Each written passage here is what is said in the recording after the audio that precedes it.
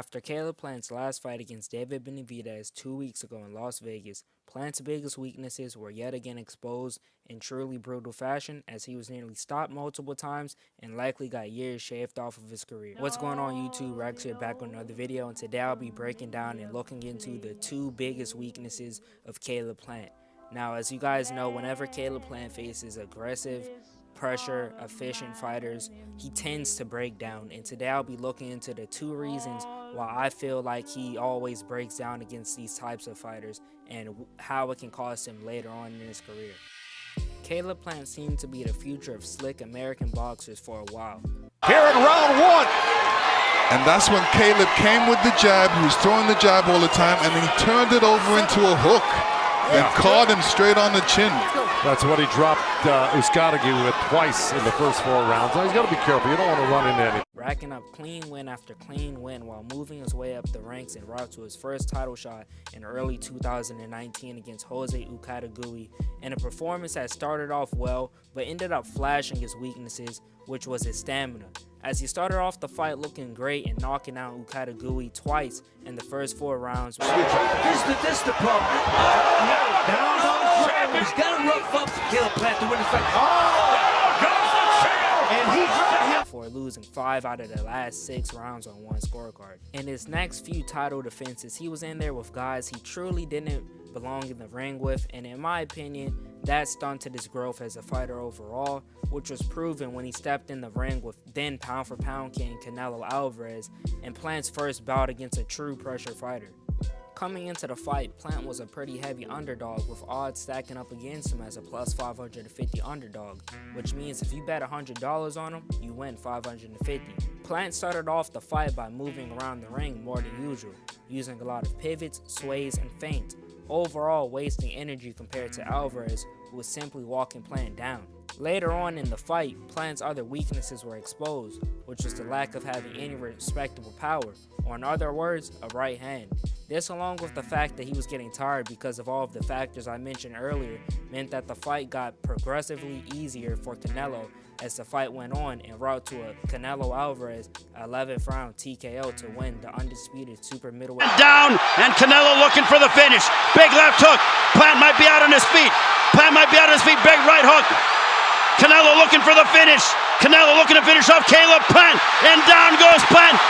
In the one fight that Plant had before his latest, he faced veteran contender Anthony Durrell, who was rated a 3-star opponent according to BoxRec. In this fight, Plant added a new element to his game: it's clinching. Hook on the inside, and down goes Plant. And Durrell, which led to a lot of roughhousing moments within the fight. But in this fight, Plant seemed to actually stand his ground and not run around the ring as much, and he looked composed in the ring in this one as well, which helped him a lot en route to a 9th round knockout, catching Durrell right on the jaw cold to knock him out.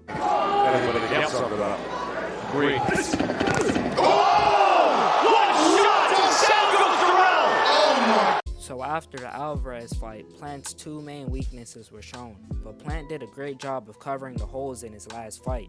But the weaknesses were truly exposed when Plant faced David Benavidez on March 25th. And coming into this bout, there was some serious bad blood between the two. That's the motherfucking damn man watching right there. That guy you made it to the goal, bro. Bitch. You going straight to the fight. I made it to all my fights. I made it to all my fights. On weight, and cocaine free. On weight and cocaine free. You want to see me fire? Let's go. Love you, yeah. You ain't scared of me.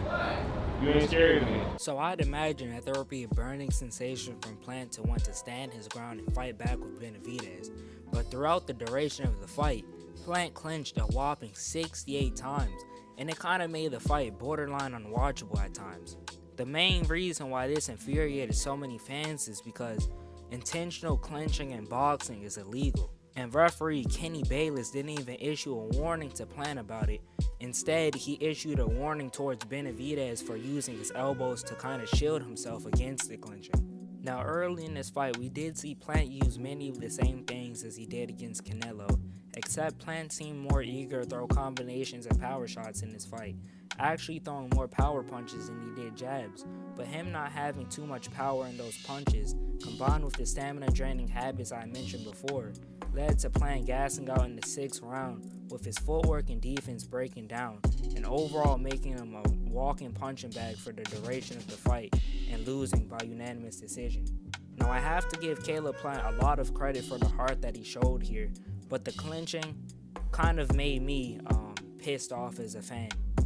It seems that the two biggest problems with Caleb Plant when he faces pressure fighters is that one, he moves around the ring too much and uses too much stamina draining habits early on in the fights.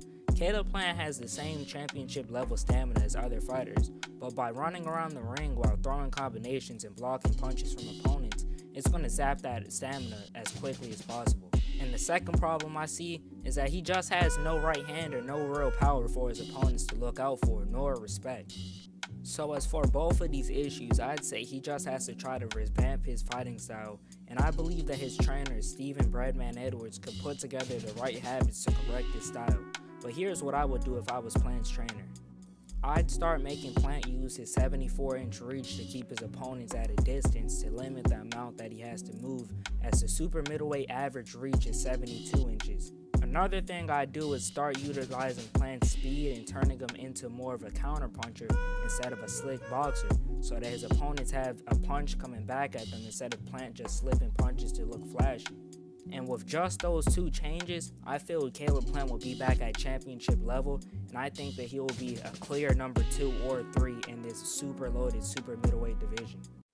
But that was my look into the two problems I feel are holding Caleb Plant back from becoming champion again. Thank you guys for watching. Like and subscribe if you're new. Peace out, guys.